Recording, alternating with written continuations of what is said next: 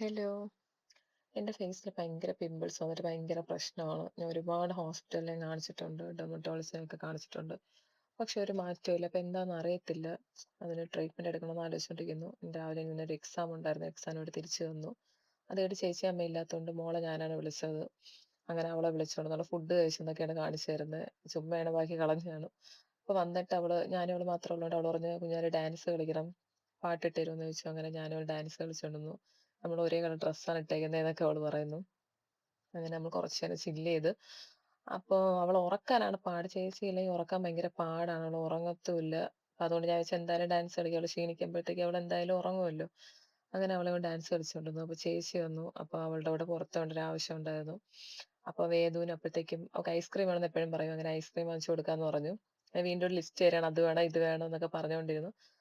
അങ്ങനെ അവളെ വീട്ടിലാക്കിയിട്ട് അമ്മേടെ അടുത്താക്കിയിട്ട് നമ്മൾ പുറത്തോട്ട് പോവാണ്. പുറത്തോട്ട് നമ്മള് ഫുഡ് വാങ്ങിക്കാനാണ് നമ്മള് പോകുന്നത്. അപ്പൊ നമ്മള് ഫർസീലബാനിൽ കയറി ഒരു ഐസ്ക്രീം കേക്കോ മിൽക്ക് കേക്കോ എന്തോ നമ്മള് മേടിച്ചു. അതേ ഫുഡ് കഴിക്കുന്നതൊക്കെ ഉണ്ട്. ഞാൻ എടുക്കാൻ മറന്നുപോയി.